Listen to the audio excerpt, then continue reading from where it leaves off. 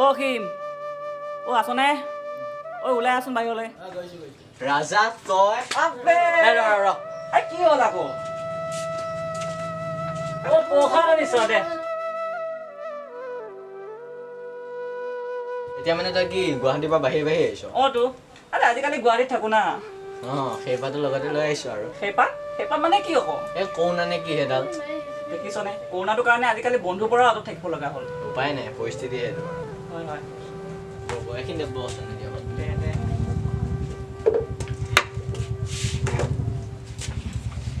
বাকী খবৰ ভাল আৰু ন? কি ক'বা আৰু, কৰোণা দিন চলি আছে, ইফালে যাব নোৱাৰো সিফালে যাব নোৱাৰো, মানে বিপদে বিপদ। আচ্ছা হেৰি, গাঁওখন এবাৰ ফুৰি আহো ব'ল, বহুত দিন হ'ল একো দেখাই নাই গাঁওখন। হয় নেকি? কাইলৈ ওলাবি।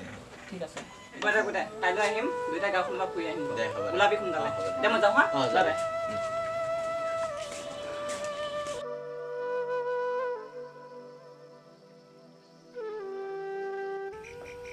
তোৰ মনত পৰেনে আমি যে সেই নন্দদাইতী ঘৰৰ পাছফালৰ আম গছজোপাত উঠি আম চুৰ কৰি খাইছিলোঁ? কিয় নপৰিব মনত? সেই দিনটোতে ভাল আছিলোঁ বহুত। ঐ আকৌ যাওঁ ব'ল। ধেইত, সেয়া আৰু আম হৈ আছেনে? সেয়া আম গছ কাটি ওখ বিল্ডিং বনালে। পিছে তই এতিয়া গুৱাহাটীত কি কৰি আছ? কামৰ কথানো কি ক'বি, চৰকাৰী চাকৰি এটা বিচাৰি গৈ মই শেষত কোম্পানী চাকৰি এটাতে সোমালোঁ। এনে পইচা কিমানমান দিয়ে? মাহে 4-5 হাজাৰ টকামান পাওঁ, তাকো ঘৰৰ বজাৰকেইটা কৰোঁতে নাইকিয়া হৈ থাকে। ঐ মোৰ বহুত ভাগৰ লাগিছে অ', বহি ল ব'ল। ব'ল তাতে বহি লওঁ ব'ল।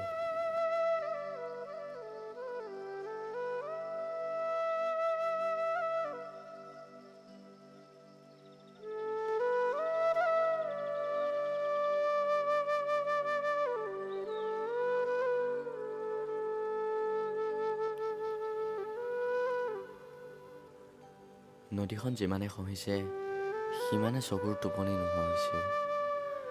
ঘৰটো খহিবলৈ অলপহে বাকী, চবফালে বিপদ। অঁ বে, নদীখন দেখোন বহুত খহিছে। তহঁতে এই লকডাউনত কেনেকৈ চলিছ? কি কৰিবি আৰু, চৰকাৰৰ সুবিধাবোৰ চহকীবোৰেহে পায়। আমি ভোকত মৰিবলৈহে পেটত গামোচাখন মাৰি জীয়াই আছোঁ। আগতে গাখীৰ বেচি দুবেলা দুমুঠি উলিয়াইছিলোঁ, এতিয়া তাকো নাই। কৰোণা ভয়ত মানুহে সেয়াও নিকিনে। বহাগৰ মাহত দৈ বেচি যিখিনি পইচা পাওঁ সেয়াও বহুত আছিল। না এবাৰ বিহু, না ব্যৱসায়, না বহাগ, চব শেষ হৈ গ'ল। হয় অ', ইয়াৰ বাবে যে মানুহবোৰ বহুত জগৰীয়া, যাৰ ফলত প্ৰকৃতিয়ে আমাক শাস্তি দিছে।